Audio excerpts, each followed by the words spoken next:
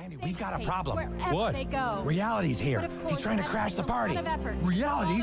Who let him in? You're sad that people are mean? Well, I'm sorry. The world isn't one big liberal arts college campus. I don't have an agenda like I want people to do something. I need them to do something. I want them to avoid irrationality. I guess what interests me is just like what interests everybody else. It's just sort of what feels real. That was totally wicked!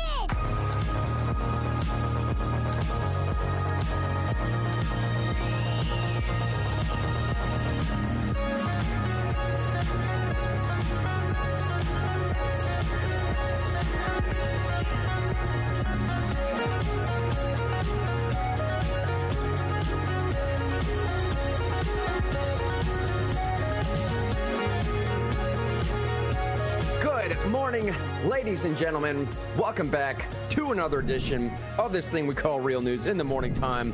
Yeah, we're back at it. We're back at it again, 9:01 in the morning. That's 10:01 Eastern time. This is real, live in your face. This is actually happening right now. Your face, you, I'm pointing to you. By the way, we know that you have a choice of which community to join and where to build and grow and progress in life. And we appreciate you in particular for choosing this one. I'm telling y'all right now, hey, couple new things going on with the program this morning. Hey, we're moving and shaking. Shine and I are feeling inspired. We had some trips the last couple days. We're working in the streets with inspiring people. This is how we do it. We got new segments coming up in the show. One new segment in particular, you're already seeing. 3 people have already taken this poll. Sean and I used to do this thing back in the day called Real News, Fake News, all right? And I was thinking to myself, hey, I got another new segment I'm going to introduce later on in the program. Why not throw that one back in there too? Real News, Fake News. So as soon as you come into the show this morning, you see a poll that hits you in the face. Here's the poll. Here's the quiz. Here's the headline. Is the following headline real or fake? Here's the headline.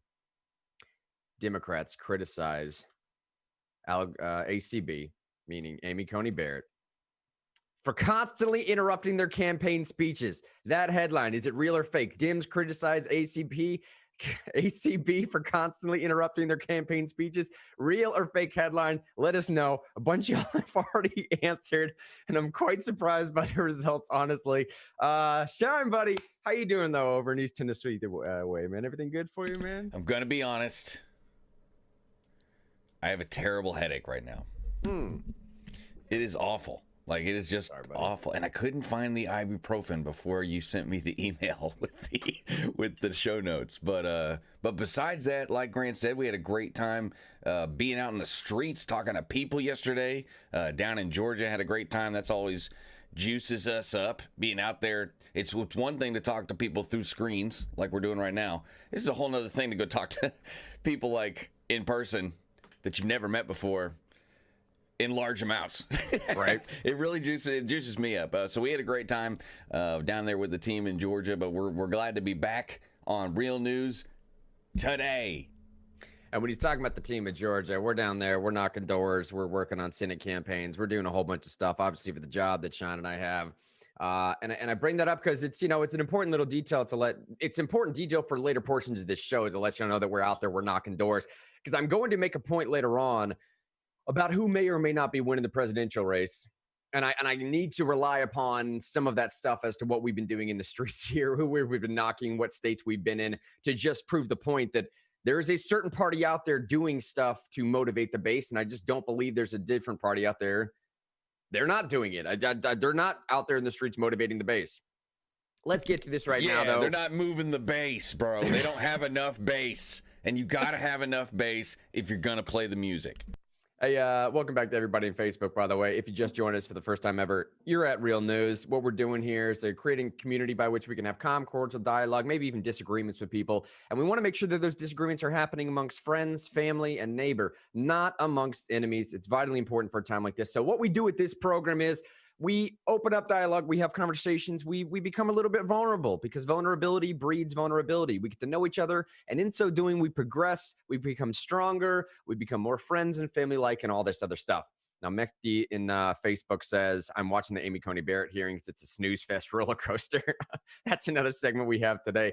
Sean, if we could, buddy, let's skip straight into the national stories section. Oh, Zig's here. Hey, Zig, what's up, buddy? Hey, let's go ahead and introduce our other guest here, too. Zig just joined. I sent Zig this invite about 2.5 minutes ago, so that was totally on me. Zig, what's up, buddy? How you doing out in Pennsylvania way, man? We're always on the ball over here, man. Really excited for real news, real friend, family, real friend show today. Got that matching red thing going on today. Yeah, Zig and I called each other this morning and said, hey, I'm going to wear a red shirt. Mine's going to be polka dot. What about yours? Zig, buddy. Maroon for Merca. Zig joined us at a fantastic time here. Sean, I think what I'm going to do is skip past some of these local stories.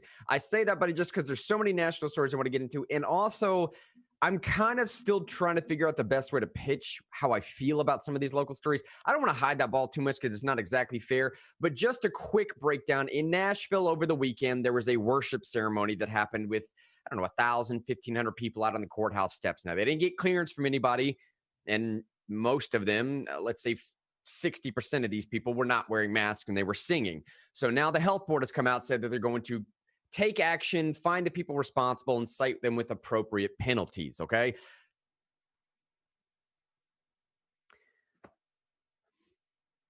Yeah, I know.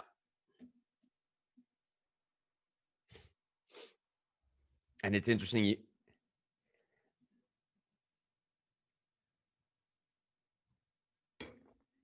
And see that it's interesting you say that, Shine, because this Saturday on October 17th, there's scheduled to be yet another 10,000 people in that same area on those same streets, presumably wearing masks, though. And the stories are linked to the show notes if you want to. Again, I don't want to belabor the point right now. I feel like we've done it in this program. I'm still trying to figure out a little bit the best way to articulate what I feel so I can prove the point as pointedly as possible. Shine's right, though. This Saturday, another 10,000 are planned to be marching in the streets. You can read the reasons behind that in the show notes, linked in the video description every single morning if you want to.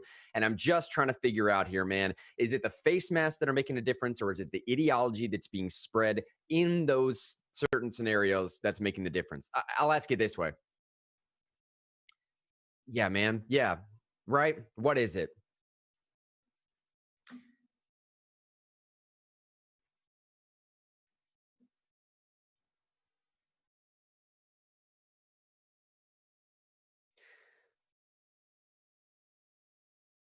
And that's what I'm saying. I'm just trying to figure out the consistency of how we approach this. There's a doctor in the Vanderbilt area that said, here's what we said, quote, talking about the worship ceremony that happened. When we see pictures from large groups not wearing face masks, being crowded together and singing or shouting, that really isn't prudent right now. And it's contributing to this pandemic. Now, I'm just wondering if all of those people out there, and you know where Mr. Henry falls in this. I hate speaking in the third person, but I tend to agree with the face mask thing. I get it.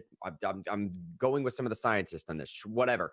If, however, 100% of those people wearing face masks, I would venture to say that response from that doctor and the response from Metro government would probably have been the same. Now, call me for what you will. I don't know. What I'm saying, though, is I think they probably would still have had a problem with that going on, even if everyone had been wearing face masks. Maybe I'm wrong, but here's what I'm taking directly from the Nashville response. Directly from the Nashville response. Nashville is limiting gatherings. Hear me. Nashville is limiting gatherings without city approval to 25 people. Approved events can occur, but only at 30% capacity and with 500 people maximum and masks required. So if that is the Nashville response, I just don't know how next Saturday is supposed to happen with 10,000 people. That's all I'm asking for at this point, and that's why I don't want to go into it much more than that, because I just don't know how to make these two things match up. I'll make it match up, Grant. Hey, Nashville, keep being stupid and telling Christians that they're bad. Just keep doing that, because I don't like any of you in Nashville government anyway. And so just keep picking on Christians, and it'll be easier to get you fired. We can get rid of the mayor. We can get rid of I got the sound back on, Grant. Okay. But, like, you know what I'm saying, Grant? It's like, you know what? Just keep doing stupid stuff so we can get you the hell out of government. Keep being inconsistent. Keep picking on, what's probably 85% of the Nashville demographic, practicing Christians. Just keep doing it so we can get you the hell out of there and get this government run correctly in Nashville. Nashville City, by the way. State government's pretty great. But that's how I feel about it. It's wrong. It's obviously a double standard, Grant, regardless of the science. It's a double standard. And I think our Constitution, nobody's going to like this, trumps science.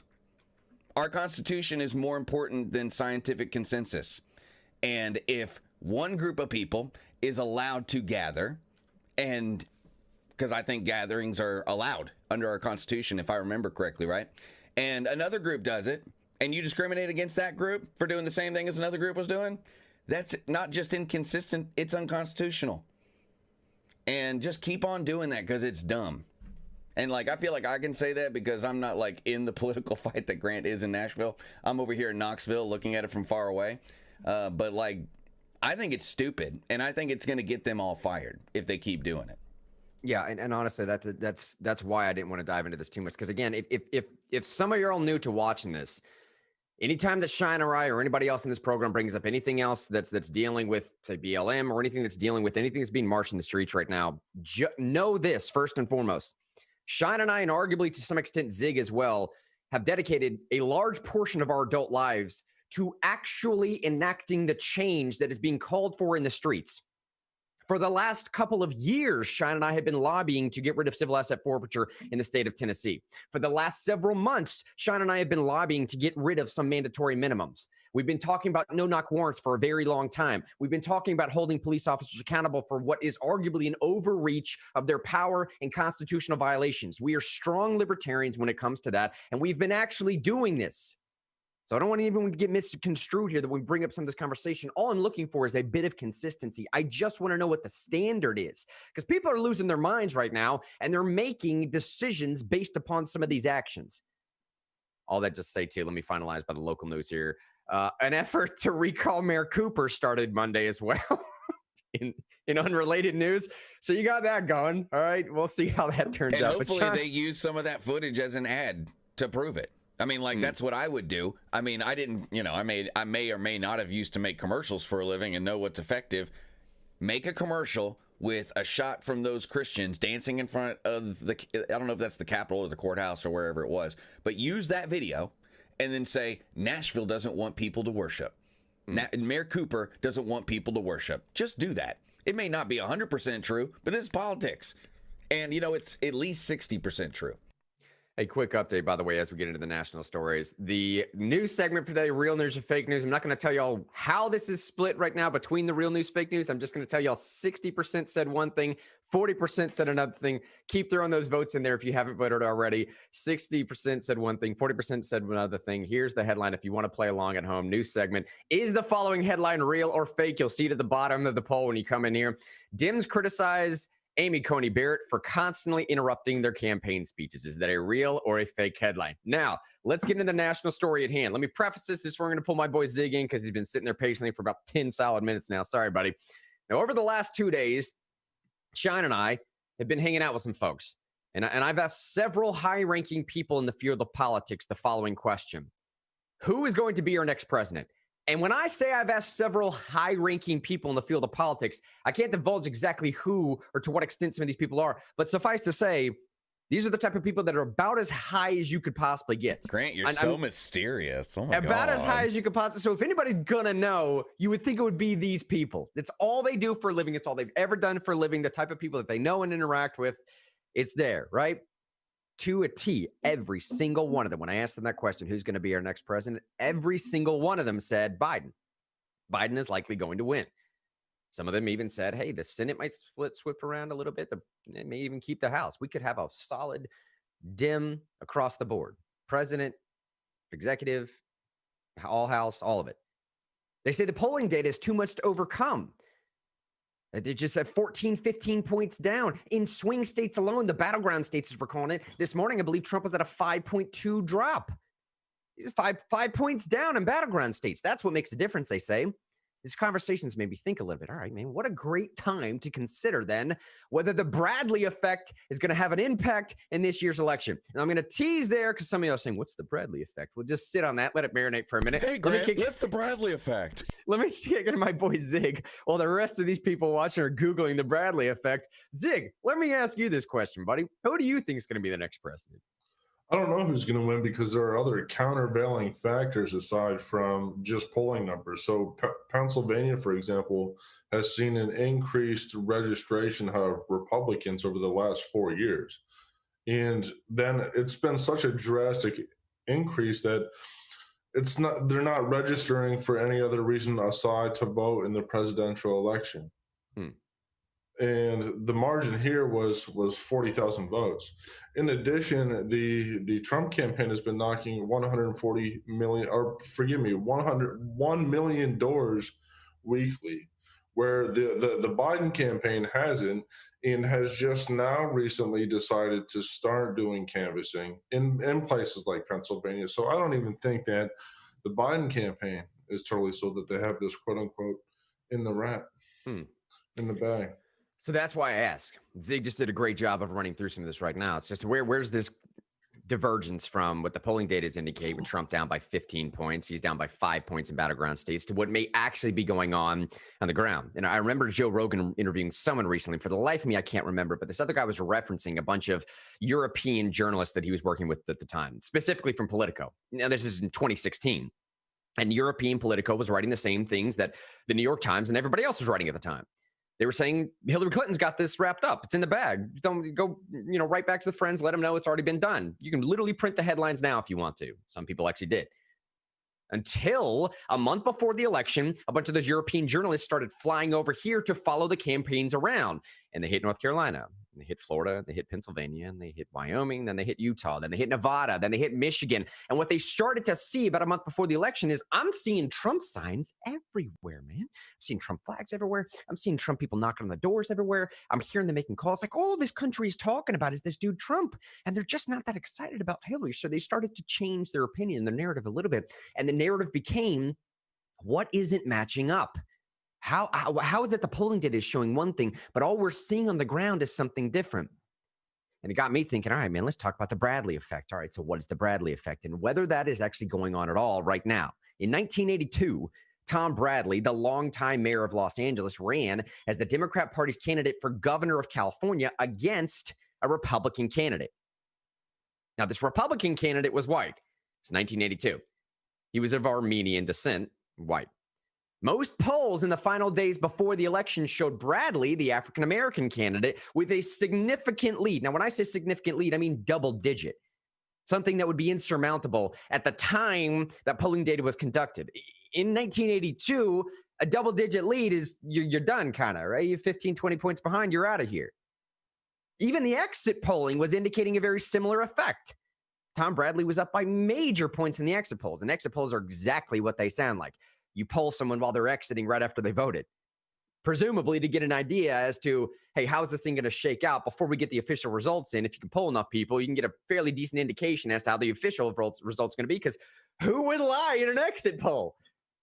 Now, a number of media outlets projected Bradley as the winner, and early editions of the next day's San Francisco Chronicle actually printed a headline featuring the proclaimed headline as, quote, Bradley win projected. San Francisco Chronicle printed that out already. However, despite it winning a majority of the votes in the cast on election day, Bradley narrowly lost the overall race once absentee ballots were counted. So what happened? How could you have a candidate that was up by such large margins in the polls and exit polls and still have that candidate go on to lose? The Bradley effect, or less commonly known as the Wilder effect, is a theory concerning observed discrepancies between voter opinion polls and the election outcomes in the United States government elections, where in this particular case, the Bradley effect, where a white candidate was running against a non-white candidate. Now, the racial disparity there is important because it was specifically pertinent to Tom Bradley. The theory proposes that some white voters who intend to vote for the white candidate would nonetheless tell pollsters, either on the phone or an exit or text or whatever else, they would tell pollsters that they were undecided or that they were likely to vote for the non-white candidate. Again, this effect, the Bradley effect, was named after Los Angeles Mayor Tom Bradley, an African-American who lost the 1982 California race. They would tell these voters, these pollsters rather, that they were going to vote one way when they clearly weren't, because of something called social desirability bias. In social science research, the social desirability bias is a type of response bias where the tendency of the survey respondents is to answer the question in a manner that would make them seem to be viewed more favorably by others. The person asking the question, or people sitting around them, or even just some preconceived notion as to who might hear, or some fabricated reality that someone is ever going to find out that that was their answer in the first place. You could call it a virtue signal. You could call it a virtue signal. It can take the form, this thing called social desirability bias can take the form of over-reporting good behavior or under-reporting bad behavior or undesirable behavior. The tendency poses a serious problem with conducting research with self-reports because this bias interferes with the interpretation of average tendencies as well as individual differences. Now, in this case, back to Bradley, specifically, in 1982, some voters gave inaccurate polling responses for fear that by stating their true preferences, they will open themselves up to criticism of racial motivation. Members of the public may feel under pressure to provide an answer that is deemed more publicly acceptable or politically correct as we know it now. Some analysts have dismissed this theory of the Bradley effect and saying that it didn't really exist. And look at Barack Obama. The Bradley effect's not a thing anymore because the Bradley effect in name only is specifically pertinent to racial differences. But let's consider 2016.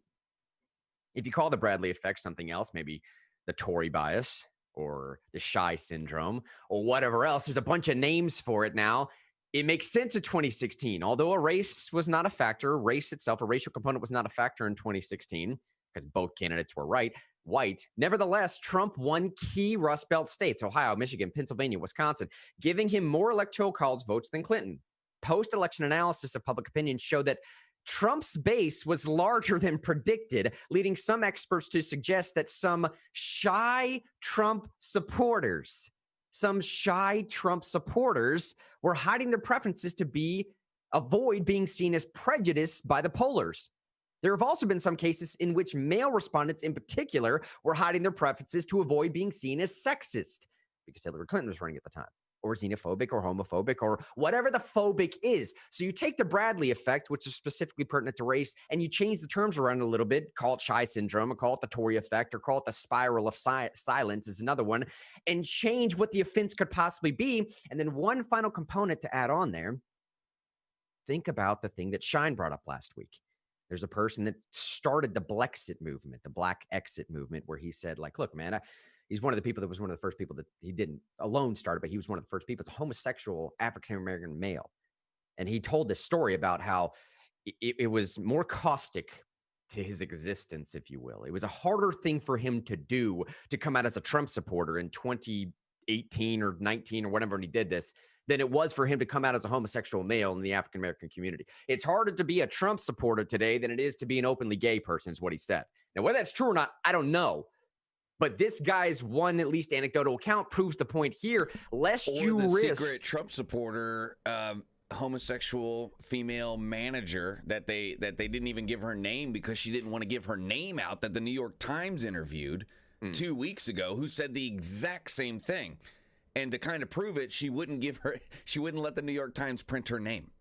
And it's someone who a homosexual female who lives in Manhattan, New York, who's a manager at a retail store. That probably tells you part of the story right there, because it probably got looted or windows busted or something. But either way, she said the exact same thing. And I think the proof of it is that she wouldn't let people print her name. And the New York Times printed the story, which is also kind of weird to me.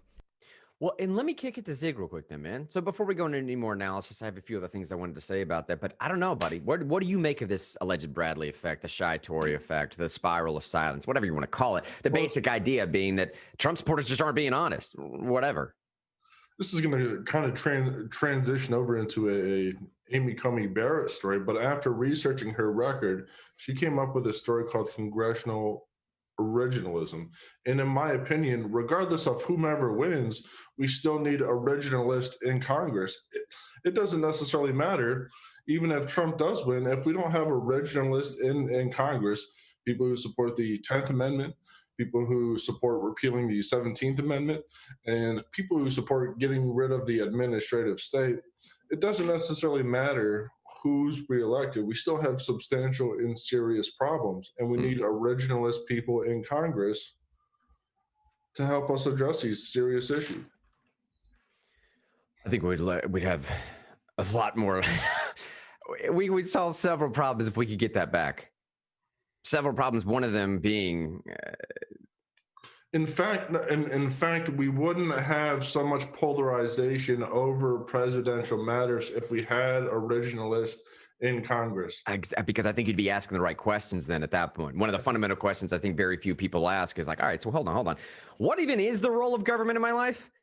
I think a large, sizable portion of the disagreements that we're having today on any given topic could be solved if you just stop for a second and ask that one fundamental question, as Zig is asking right now. Fill in the blank of societal issue and then ask the following: What even is the role of government in that situation? If you can't posit some really good reason, likely you should answer it by saying, probably not a lot. I mean, we can take care of this ourselves, and if we can't, well, then let's collectively come together and figure out a way to do it.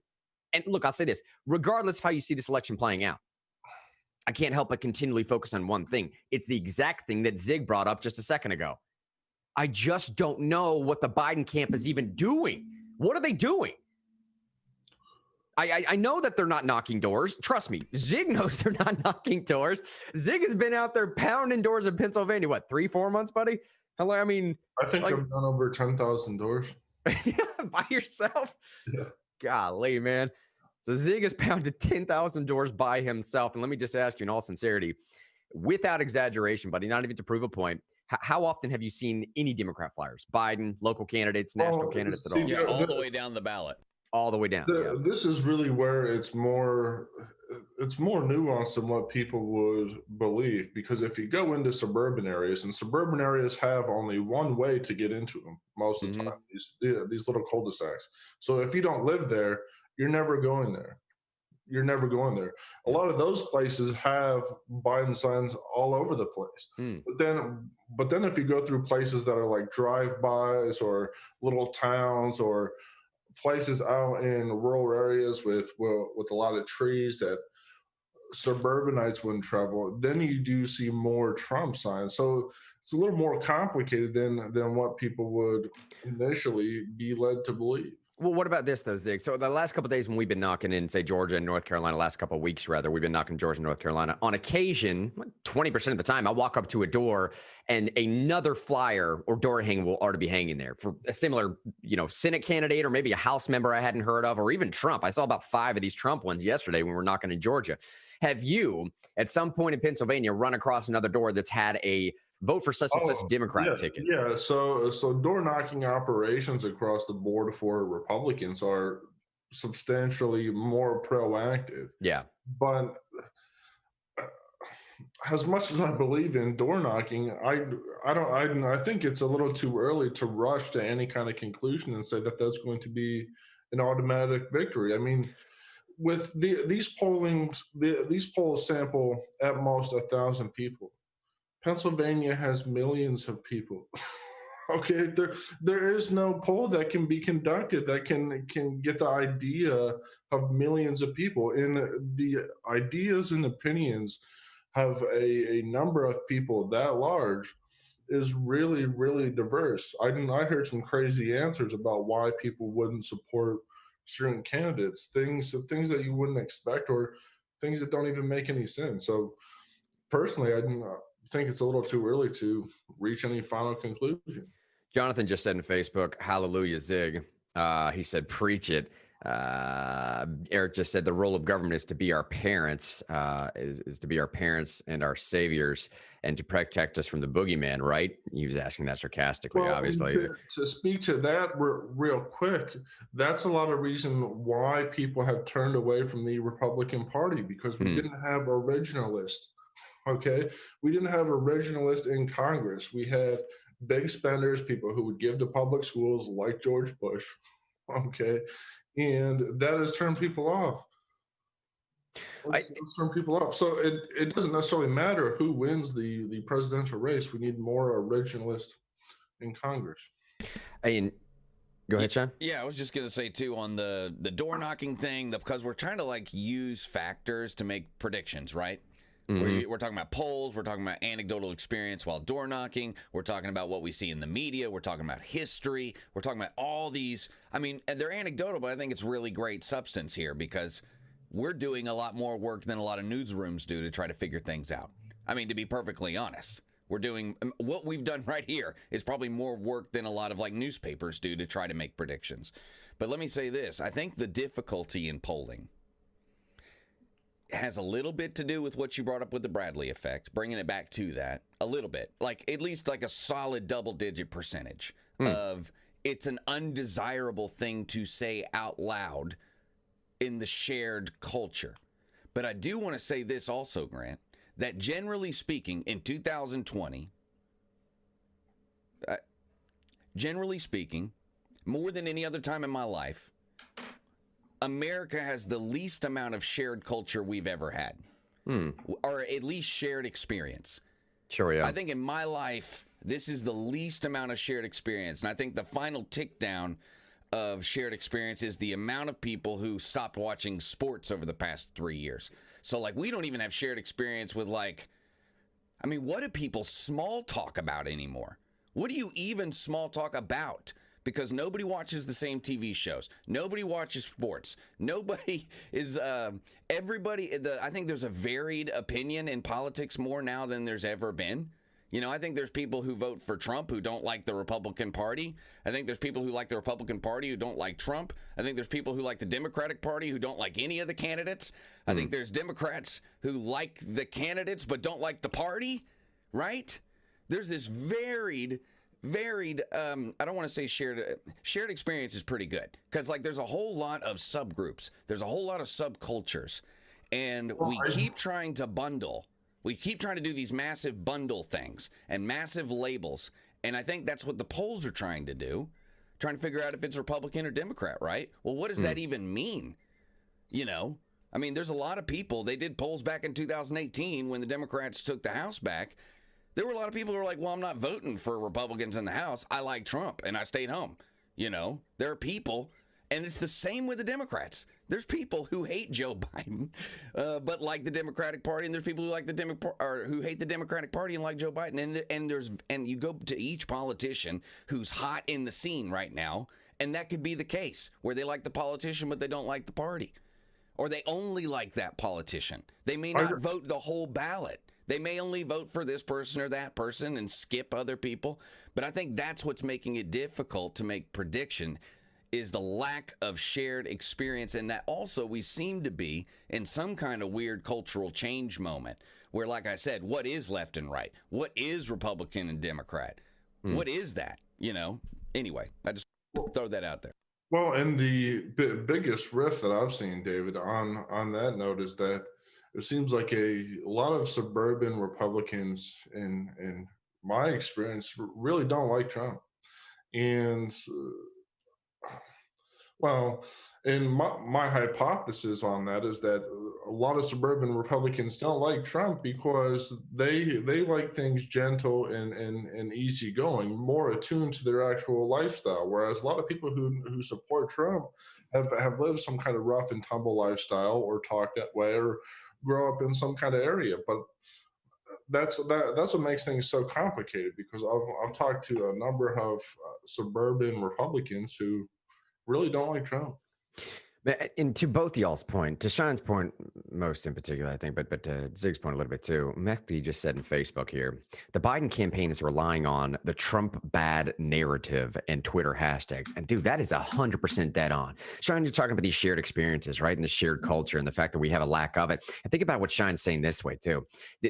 For a sizable portion, a noticeable portion of the shared experiences and shared culture that a lot of us have, left, right, middle, doesn't matter. Those shared experiences are shared negativity. From what Mehdi just said, the Biden campaign is relying upon the Trump bad narrative. And I'm telling you, dude, that is 100% exactly what's happening.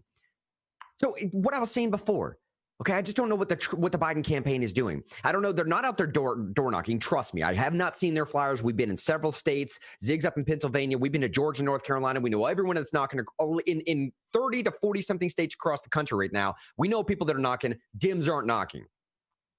We've been to all across the country. I can tell you that's happening. They're certainly not having rallies. Sean, if you want to find this in the show notes just to prove this point, it's under the national story section. There's a highlighted section right under where it says, check out this comparison point photo to prove it's highlighted in yellow. It's an Instagram photo. It's just a comparison of a Trump rally and a Biden rally. They're certainly not having rallies. I suppose they may be making phone calls and sending texts, but the effects of those tactics are marginal at best. And the point I'm trying to prove here is that hatred of the other guy, just like the comment that was made in Facebook a second ago, hatred of the other guy is not going to motivate people enough to show up and show out. Voting in the negative is usually a losing strategy. So what's the plan to motivate for this guy? What's the plan to motivate for Biden? And Sean, if you want to, underneath that section there where we're just showing the photo, there's a couple Twitter videos that we can just play through right now before we get to the Amy Coney Barrett stuff here in just a second.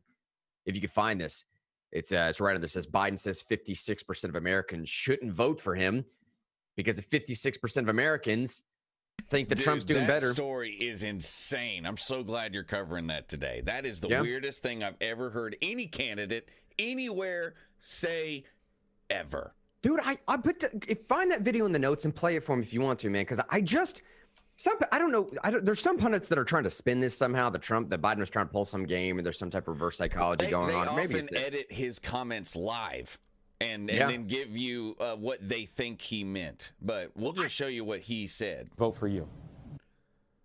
Yeah, play it from the beginning. Hold on, I want to make it big for everybody. Gallup reported last week 56% of Americans said that they were better off today than they were 4 years ago, would have been under the Obama-Biden administration. So why should people who feel that they are better off today under the Trump administration vote for you? Well, if they think that, they probably shouldn't. They think 54% of American people were better off economically today than they were in our administration. Well, their memory is not very good, quite frankly. And in addition to that, we have a president who doesn't share the values of most Americans. He's not very honest with people. He is flouting the conventions relative to public safety in terms of even now not wearing a mask. Yes. And you can drop it there, Sean, but what he's responding to is the Gallup survey that we covered on Monday. The Gallup survey came out and said that 56% of respondents, I think it was 1,800 people that they surveyed. Don't quote me on the number, but somewhere around that. 56% of respondents said that they are better now than they were 4 years ago, meaning under the first term of President Trump, are you better off? 47% said yes under Obama. 44% said yes under Bush. And I think 42% said yes under Reagan. So Biden was responding to that Gallup poll when he says, hey, what do you think about these 56% of people and Biden responds by saying, well, if that's how they feel, then don't vote for me. And honestly, I think that's just how he feels. I think some of these Biden gaffe moments, I don't think they're gaffes. I think when he went on and was talking to Charlemagne the God and he says, hey man, like if you're not voting for me, then you ain't black. I don't think that was a gaffe. When Biden comes out and makes some of these seemingly absurd statements, I think that's just how he feels. And frankly speaking, looking at it as honestly as possible, I think is much healthier for people to digest what's happening right now. I don't think Biden was trying to spin anything. I think he was taken a little bit off guard, and that was just exactly how he feels about it. If you feel like you're better off under Trump, then don't be voting for me, man. He's like, I'm tired, man. I'm done with this anyways. Like, I probably shouldn't be here. I really don't want to be here. I mean, every time I get a chance, I'm pointing to Kamala Harris, making the impassioned point that she's ready to be president. He said that on multiple occasions. I'm running with someone who's ready to be president on day one. That is not a gaffe. He's not slipping up when he makes these statements. That's just how he feels. I don't know any other way to see it. And back to the point that I was trying to make before. So how do you motivate a base to go out and vote for that guy? Motivating in the negative of just vote for me because you hate Trump is not going to be enough. You have to give me something other than just a guy who at the same time is also saying, yeah, maybe you should vote for the other guy. That guy was not even saying that, Grant. He was saying vote for me because I'm right. And I don't know, man. It has the feeling like IBM versus Mac in the 80s. It has the feeling like Napster versus the music industry in the late 90s. It has the weird feeling. It has a feeling like when punk rock was becoming cool and everyone's like, no, NSYNC. You know, it's like, it's just weird to say, I think these people have bad memories. I think they don't know what they're talking about. I'm right, and I think the whole Democratic Party is doing this. We're right. We are going to win. Not even we should win. We are right. Therefore, like a false correlation type thing. We are in the right. We are correct. Trump is wrong. Therefore, we will win. And they're like, I think there's a disdain for even explaining why they're right or explaining why they should win. They're like, isn't that obvious? Don't you know already? You have to pass the bill to find out what's in it. You got to wait till my first day to hear what I'm doing what I'm going to do about the Supreme Court.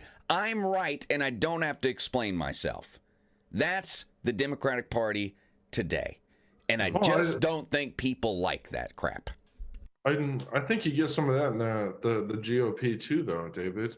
I was just reading a book that made the case that when Clarence Thomas, who was under Reagan, part of some administrative agency under Reagan, and he went to Reagan and asked how he could be used to campaign. Reagan more or less said, well, you can't be used. So the reluctance by folks in the GOP to reach out to non-traditional demographics to win and to always count on turnout, that's not a recipe for long-term or sustainable success. It's not. Don't you think that the demographics for the Republican and Democratic Party, though, have just shifted immensely over the past 4 years? I mean, we're looking at, definitely at least double what Mitt Romney got in the African-American community. We might have 10% more than Trump had in the Hispanic community. I mean, and I don't know if that's what you mean by demographics or if you mean by, wage and whatever. But, I mean, I feel like the Republicans have gone across the aisle and they're getting blue-collar workers. They're getting the manufacturing base. They even, Trump changed one of the major tenets of the Republican Party by being for tariffs instead of international free trade in an effort to get a different demographic. I mean, I don't feel like this is the country club Republican Party. Like you said, Trump is appealing to people who've had a rough life. Not people. I mean, you just said that. People who've been given the silver spoon. And then you even said silver spoon people don't like Trump. Yeah, but the point that I'm making is that although Trump may be making those appeals, when you actually go into the suburbs, you don't proactively have folks in the GOP reaching out to people in the suburbs, or at least not that effectively outside of outside of their non-traditional demographics. And I think that point is irrefutable. We'll see what the turnout is in places like Philadelphia, Pittsburgh, Erie, and see if Trump received more minority votes from those. But I don't know if that's going to be true. Nevertheless, I'm not necessarily disagreeing. I'm only pointing to the fact that things could be done better in that regard, right? Hey, and speaking of things being done better, to Zig's point about getting more originalists in here, let's move into the ACB conversation and the new issue at hand today, the new topic here, the new segment, as we call it in the radio industry. And Shine, you're gonna have to help me here a little bit. This title is subject to change because Shine's my title guy. He knows how to mess with the words, and he gets marketing a lot more than I do. I'm calling it a balanced approach right now. I'm sure we're going to call it something different in the future. Yeah, let's call it the boring approach. Let's call it done before. The boring approach. But this is what I'm going to do. All right, I'm a little bit tired of just trying to figure out what the left is actually representing, what the right is actually representing, and what my opinions are. I'm a little bit tired of just sifting through all this nonsense. So I went out of my way to find some aggregator that might do that for me. And I found a place called The Flip Side. So this is one thing you get from Real News, by the way, is that I take it on my own account to create fake email accounts. Fake in the sense that I don't ever use them. And I sign up for these things to see if they're good or bad or whatever else. So if I get inundated with a bunch of nonsense I don't want, I can just discard that email address. If it is cool, I'll bring some of this stuff to you. So The Flip Side is an aggregator that does just this thing. It brings op-eds from the left and op-eds from the right and doesn't do anything else other than just put them all in one nice, succinct little package email for you. Let's call it the Op-Ed Royale. The Op-Ed Royale. That's even better. There you go, right? That's what I'm saying. First segment of the Op-Ed Royale, we're talking about Amy Coney Barrett. And this is something I think Zig's going to have a fun time with because Amy Coney Barrett is herself a self-professed originalist. constructionist, constitutionalist, I don't know what you want to call it, but originalist is the proper term. Originalist being somewhat separate from Not a textualist. communist. Not a communist. An originalist, much like Scalia, says, the way I interpret the Constitution is by reading the words that are within the four corners of this document. And I read those words as if we're reading through the perspective of the individuals that wrote it at that time. So all the historicity that's brought into this, the historical accounts, the time setting, what they were dealing with, the precedent at the time. How did they feel about that when they were writing it? The idea is if you want to change anything beyond its original intent, we shouldn't have the right to do that as unelected individuals. You, the people, should have the right to do that. Now, a textualist would say something slightly different in the sense of the words themselves might have changed meaning over time, but as long as it still fits in within the definition of that particular word, then we can say it's the current definition. Thank you. The current definition of that word, and it fits within the text itself, then we can make that interpretation as we see fit. Maybe this is a little bit more like Gorsuch's most recent rulings. And this is on the far opposite end of the spectrum of most liberals nowadays, and liberal justices that would say that it's a living, breathing document. One of my favorite interpretations of this is Roe v. Wade, where they creating something called the penumbras of the Constitution. And that's exactly what it sounds. The right to abortion in this country was founded on this idea that the Constitution doesn't really, or none of the amendments speak at all to anything even tacitly related to abortion, but we kind of get there with property rights, and we kind of get there with the Ninth Amendment, and we sort of get there with the 14th Amendment. And the penumbras of the Constitution is like you have a circle. Like the circle here is a constitutional amendment. And if you draw a line, like a tangential line that just scrapes the edge of the Ninth and just scrapes the edge of the 14th, that's kind of how we got the right to abortion. It doesn't really speak about it, but if you twist it and mold it enough, you can kind of get the idea that, like, I don't know, had they been dealing with abortion on such a large scale at the time of the framing, then they would have said something about it. Not to mention the fact that they were. Abortion has always been a thing, just so y'all know. It's not like the Founding Fathers just glossed over that because it wasn't happening. It was happening. It just wasn't nearly as sophisticated as it is now. Anyways, Amy Coney Barrett here. She's an originalist. Let's get to some of this. The left's take on Amy Coney Barrett over the last 2 days of the hearings has basically been that, you know, they're arguing that she's likely to overturn the Affordable Care Act and roll back LGBTQ rights. Now, one more time, if you're following along in the show notes, you can see those linked in the video description every single day. I highlighted the word rights, especially pertaining to LGBTQ rights. And I say this just because I'm begging with anybody that watches this program, anybody that will ever hear me say this. If you believe that something is a right, as I believe you should, then don't leave it up to something that can change overnight. That is not a right, then, is it?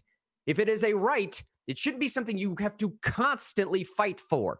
Once you've made that argument and it's solidified, it's cemented in stone, pass the law, protect your rights. But I have to question, how much of a right is it really if 9 unelected people can overturn it as soon as they gave it to you? It's not an inherent right then, is it? So if you truly believe it is a right invested to you by God or otherwise, or whatever you believe it might be, that it's your inherent right as an American citizen, then fight for that inherent right the right way going forward. This is what Jeremy Stahl from Slate said.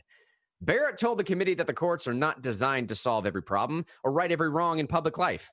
Evidently, that meant the real-world consequences of the decisions she may make should not be relevant to her, the Senate, or the general public. She professes not to see how if she made a ruling in a case that would strip protection from people with pre-existing conditions, that case would be a challenge to those protections. The people would only be losing their protections incidentally, as she decided the completely different question of severability. This is what he says. Basically, Barrett doesn't need to know the cost of insulin.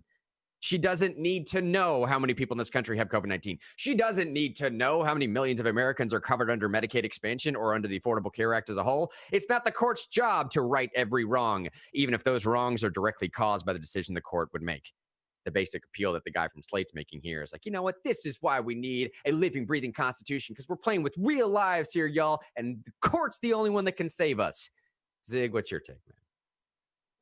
Well, the interesting part of all this is that if we had originalists in Congress, we would never need to worry about any issue going up to the Supreme Court to start with. That's true. If we had originalists in Congress. But just like many folks in the judicial branch, folks in Congress take things something as a precedent. But as Amy Coney Barrett herself has said, although she's an originalist, you still, if you're an originalist, you have to weigh your originalism versus the precedent. And the reason why precedent is important is because that precedent grants legitimacy to the court. And on those merits, no one is saying that the Affordable Care Act will be overturned because it's too ingrained in precedent. I think she herself would likely make that argument. Furthermore, when we're talking about Scalia himself, Scalia described himself as a faint-hearted originalist who would often rely on precedent when he himself found it necessary to do so, but also challenges to things like the Affordable Care Act, which is likely going, that case will either not, that case may not be heard, or it is not likely to do well because of how the question is framed. It all has to do with the tax versus fee discussion. And that's not going to result in any substantive change to the Affordable Care Act. But also, lastly, she makes the point that when you're talking about overturning precedent, for somebody to overturn precedent, the court has to be asked to overturn precedent. Yeah. Right. and that doesn't happen all the time.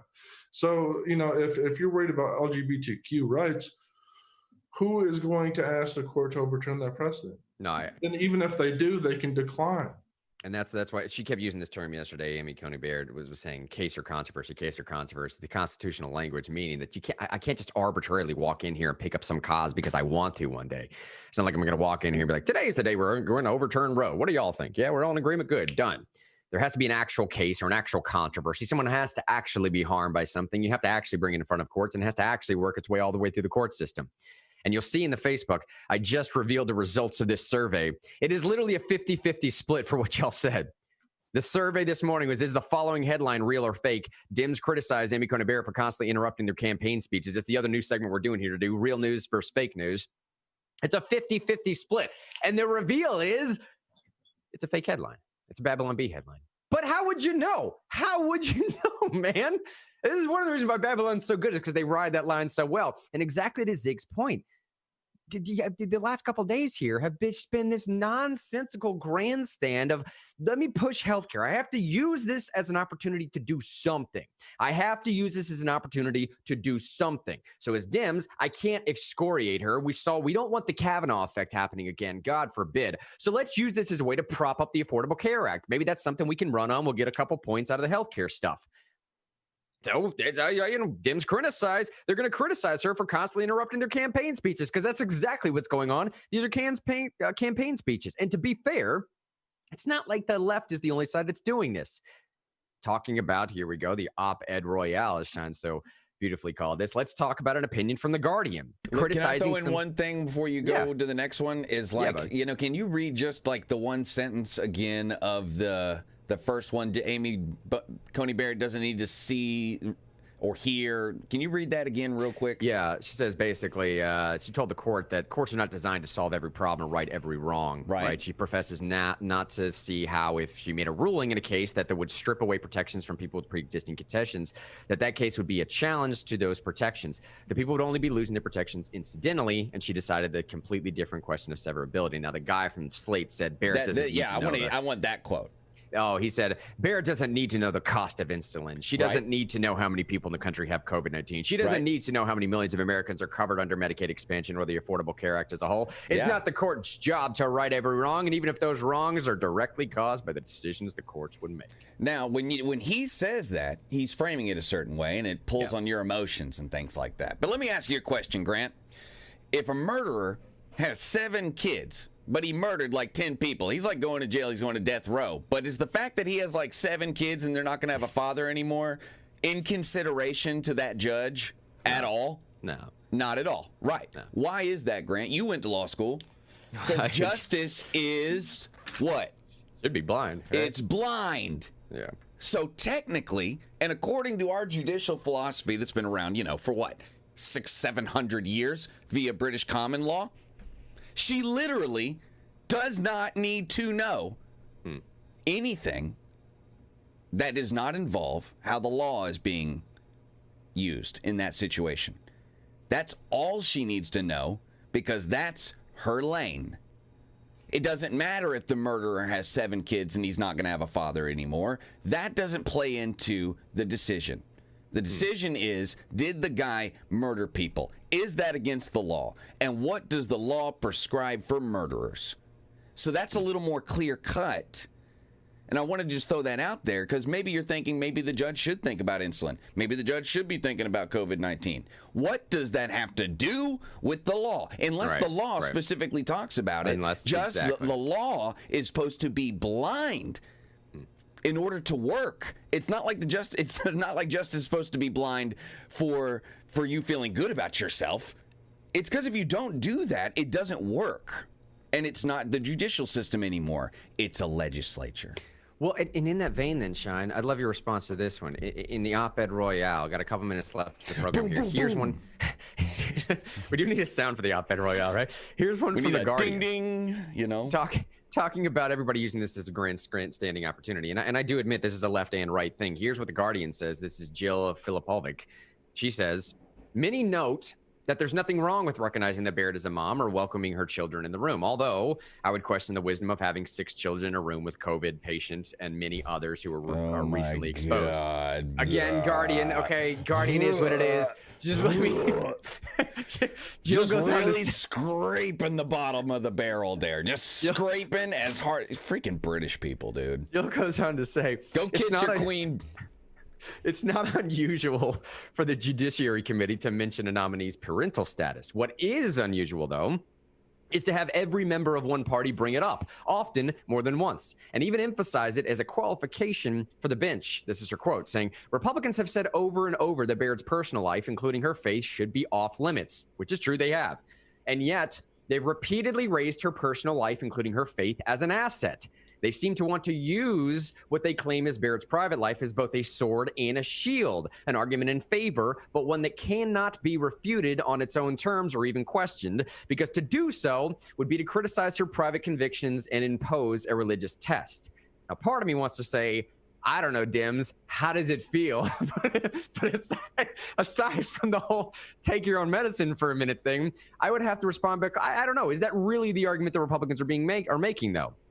Because at the same time, I would like to think that for the sake of consistency, as Zig is saying multiple times before, as an originalist would do or as a textualist would do, or they would like to think that I don't want Amy Coney Barrett walking in with her religious ideals any more than you do, because that could harm me as much as it could help me. You think about it this way. If it's Amy Coney Barrett or whatever, and it's her faith at one particular time, but what if somebody comes up there with a faith that I disagree with? Now, all of a sudden, I'm going to have a major problem, aren't I? And let's say a small portion of, what is she, Catholic?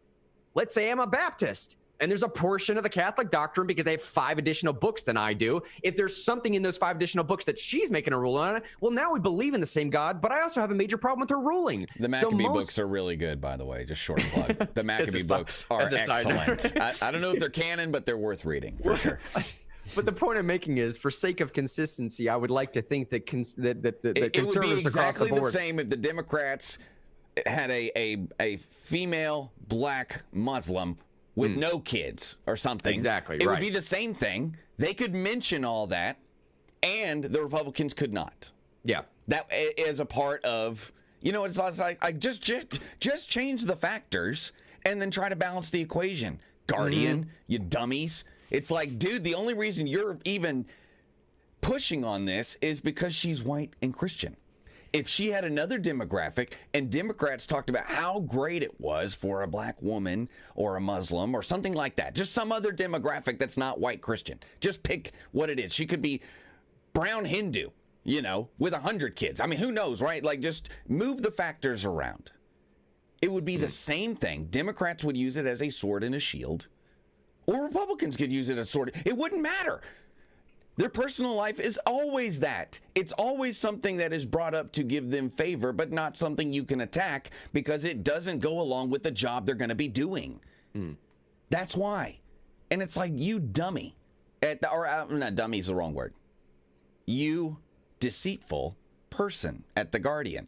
It's deceitful to say that, like, this to imply that this wouldn't be done or couldn't be done on the Democratic side. And it's like, you know, just live with it, Guardian. I think what they're arguing with is like, man, the deck's stacked against us and there's no way to win.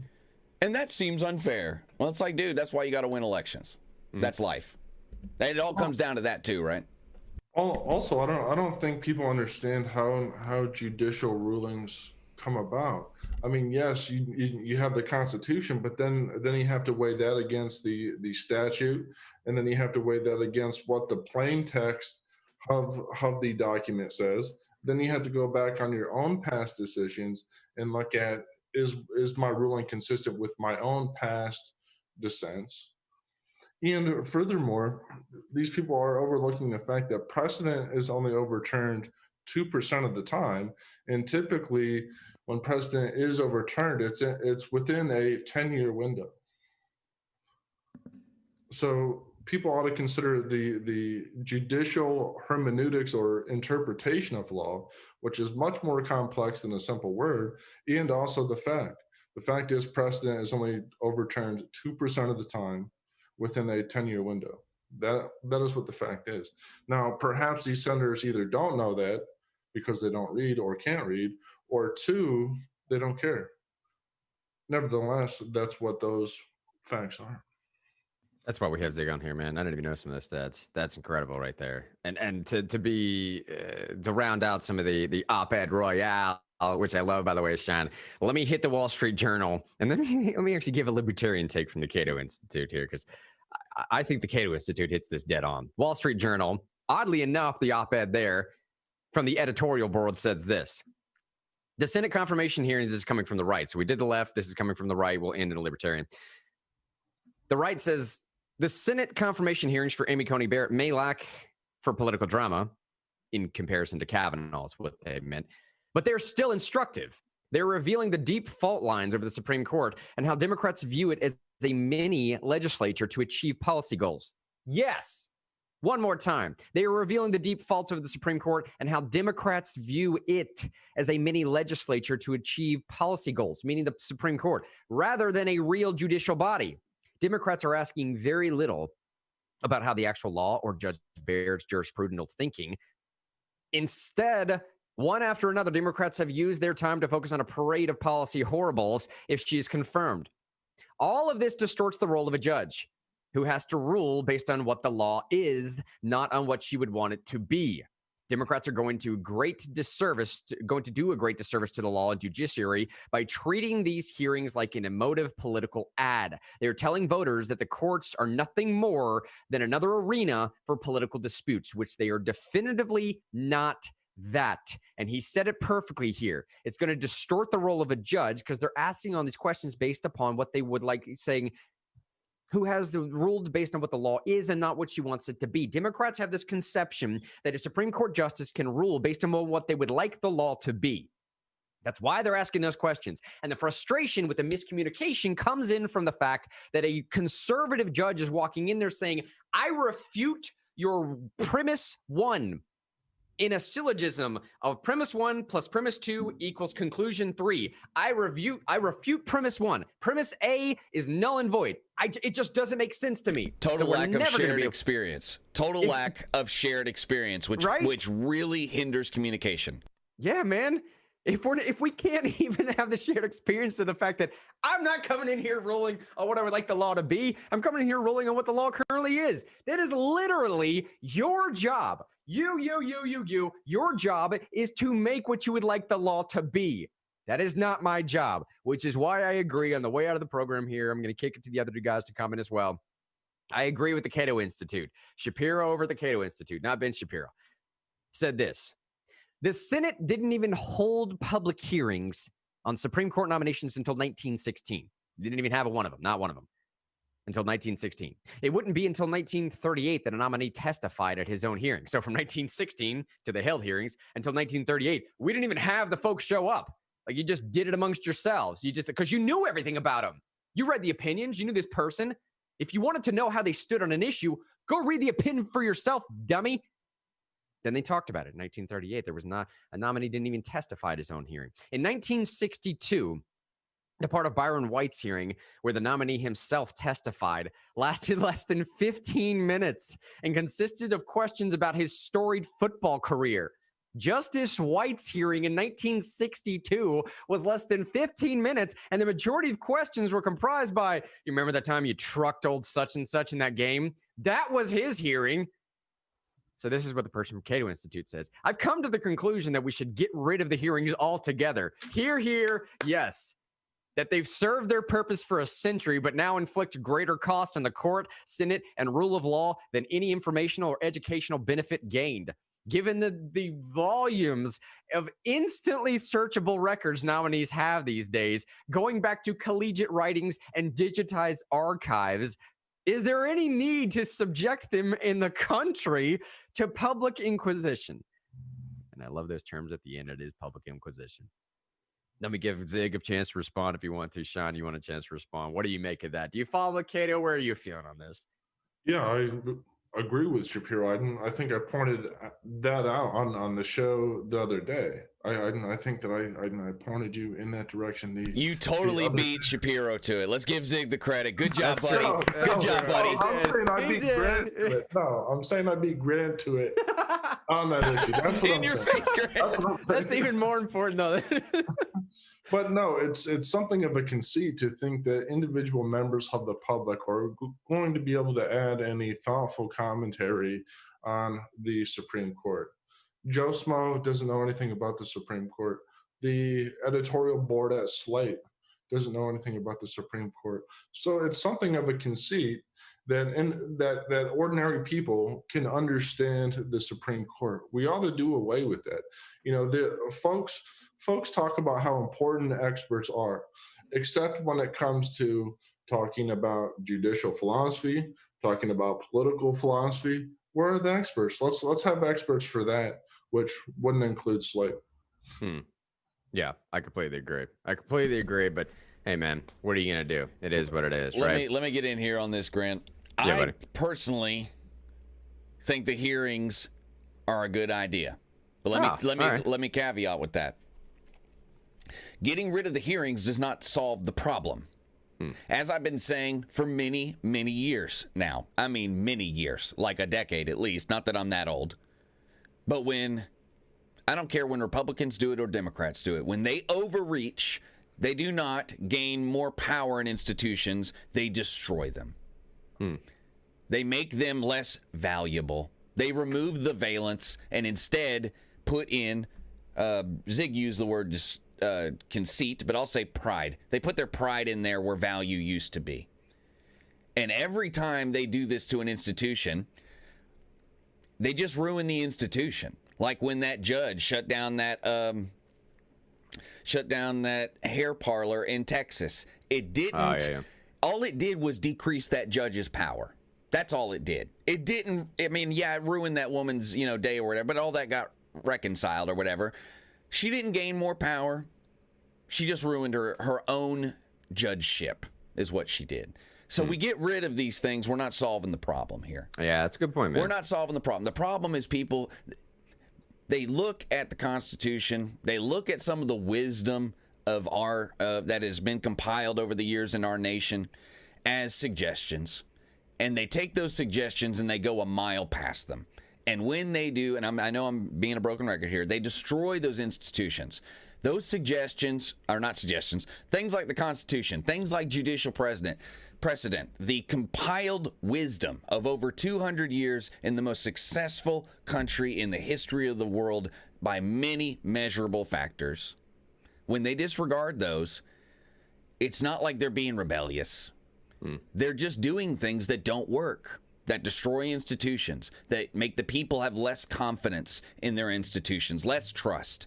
And this only works. I don't care. I know there are countries with more people, but we are a large country. And you can't have over 300 million people be a part of the same country when they don't trust the institutions, when they don't have the shared experience. It's just a recipe for disaster. Maybe not this generation. Maybe 100 years from now. Maybe 500 years from now. But I feel like the Roman Republic pre-Caesar. You know, I just feel I don't, and many other great examples. There's a lot of great examples, but I feel like the deficit of trust is becoming one that we may not be able to pay back as a culture. And these kinds of things of ruining, because like talking to a Supreme Court justice is before they get on the bench when they have a lifetime tenure. Look at that in a vacuum. It's not a bad idea. It's maybe a pretty good idea to have the people's representatives ask some public questions. It's it's an institution. And the Democrats have cheapened it. They've cheapened it and ruined it, and by doing so, have robbed the people of a valuable service. Now that's all I want to say. I'm sorry, Zig. I didn't mean to cut you off there. I was just going to say senators aren't meant to represent the people's interest. But fair enough. Yeah, fair enough. Wait, explain that though, Zig, because I think some people might not follow you on that. Well, and that's why having things on TV is problematic, because senators are using it to appeal to people in a way that's, in my mind, inconsistent with originalist philosophy. What they're supposed to be doing is finding out information for the benefit of the state. But by that, what I mean is that senators, according to the Federalist Papers, are expected to have, they're supposed to be the cool, deliberative heads of the nation. And quite frankly, we're not seeing that. And the televised way of doing things is not conducive towards that outcome.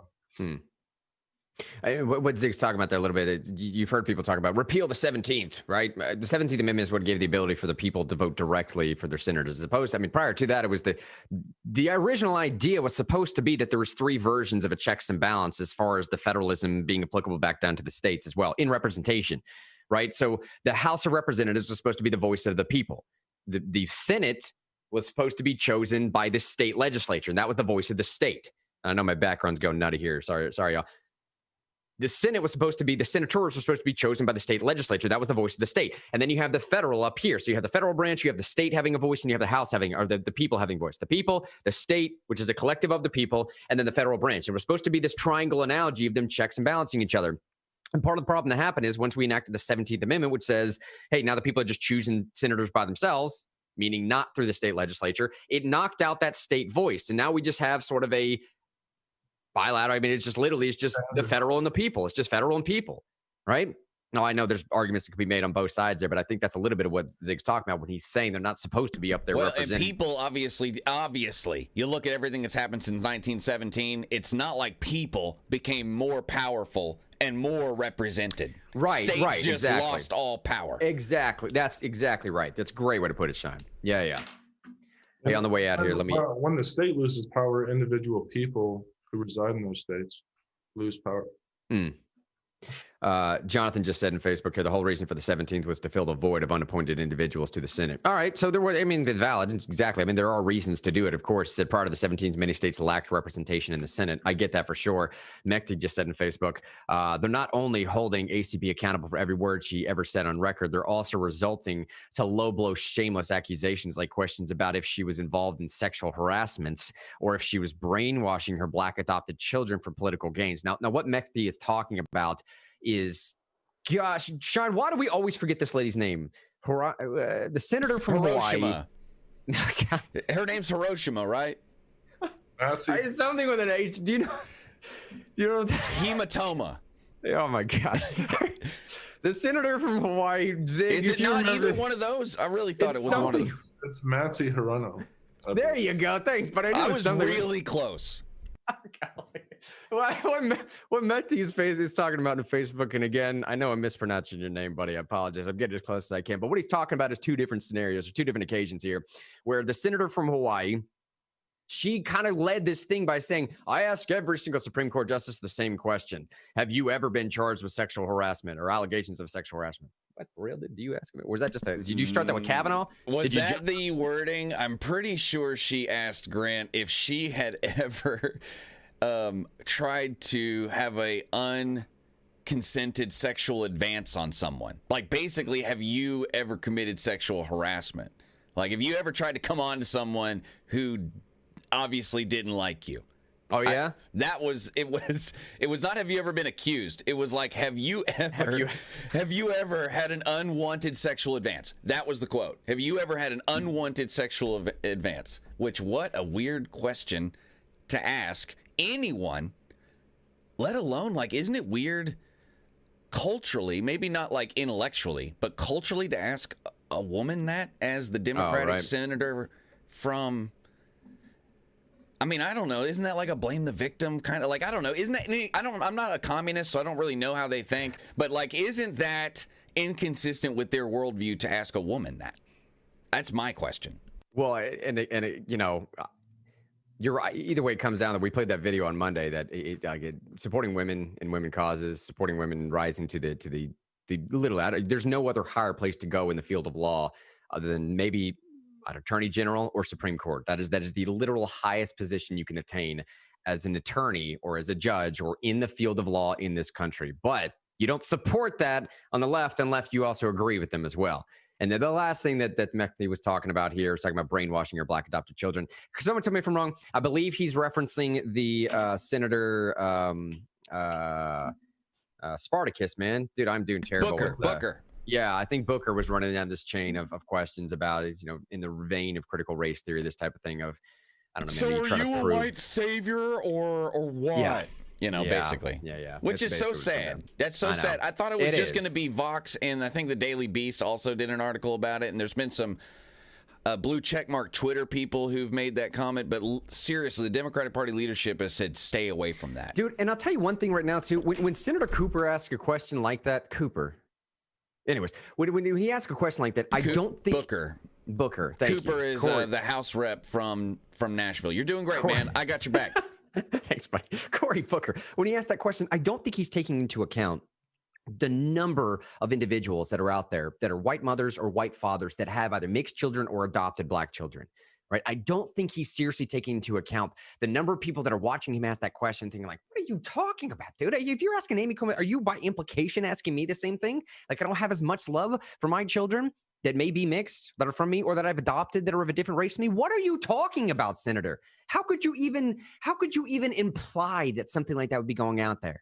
That, I don't know, because I'm trying to impart this white savior mentality, or at least just sort of outwardly show people that I'm not racist. I'm going to adopt a child. Come on, man.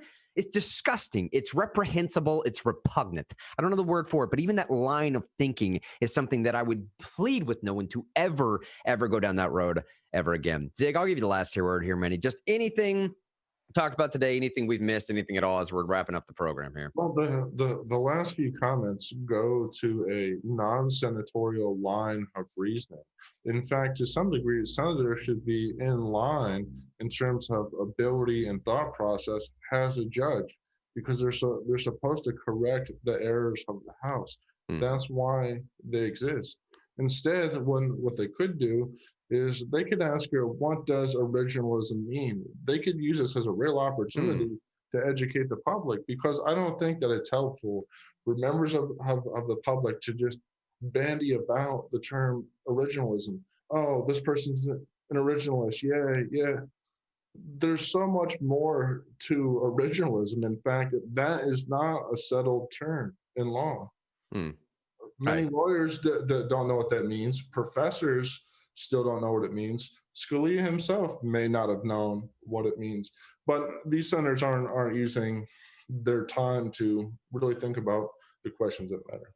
A Senator Reichenbach 2024 right there. That's what I mean. I'd vote for you, buddy. Run. Man, wouldn't Pennsylvania be a better place? Yeah, hey, so check out all these peppers. Pepper? Check them out, man. Dude, look at all these peppers. Me and Katie grew these in the garden. It's that time of the show, by the way. Yeah, I mean, look at them. Would you just look at them? They're beautiful, and they're spicy. They're hotter than a habanero. That's the same type of reasoning senators do. Yes, check exactly. out all these peppers. Say, hey, look. They're like, we got some important stuff to talk about, but look at these peppers. You know. Hey, but no joke though.